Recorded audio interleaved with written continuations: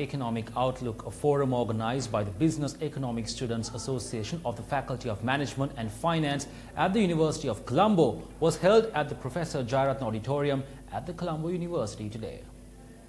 Now, to come here on a morning when Moody's has downgraded us to come and say that the economy is in reasonable shape, clearly, you are not going to believe me very easily. So let me try to tell you why I think the economy actually is in reasonable shape. If you look at the key kind of macro variables, they are okay.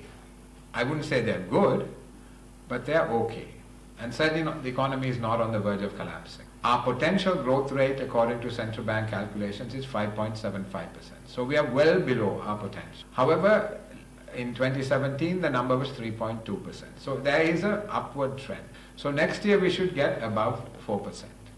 So growth is too low, but it is on a slow upward trend. It's not collapsing. Moody's Investors Service has downgraded the government of Sri Lanka's foreign currency issuer and senior unsecured ratings to B2 from B1 and changed the outlook to stable from negative. The decision to downgrade the rating to B2 is driven by Moody's view that ongoing tightening in external and domestic financing conditions and low reserve adequacy, exacerbated most recently by a political crisis. The stable outlook denotes balanced credit risks at the B2 rating level. Moody's expectation is that despite the current political crisis, any future government will remain broadly focused on implementing important fiscal, monetary and economic reforms that would strengthen the credit profile over the medium term.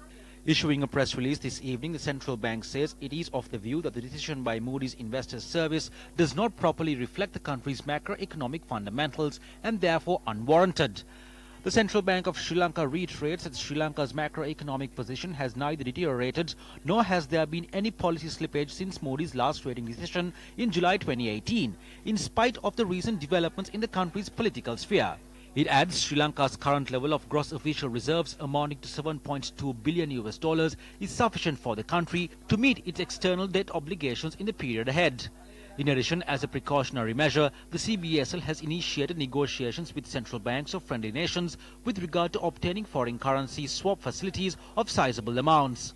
Moody's downgraded Sri Lanka to B1 with a negative outlook in July this year when the economy was managed by the United National Party. Meanwhile, it should also be noted that several countries issued travel advisories to Sri Lanka in the recent past. These advisories were issued when there was no such dangerous issue for foreigners in Sri Lanka.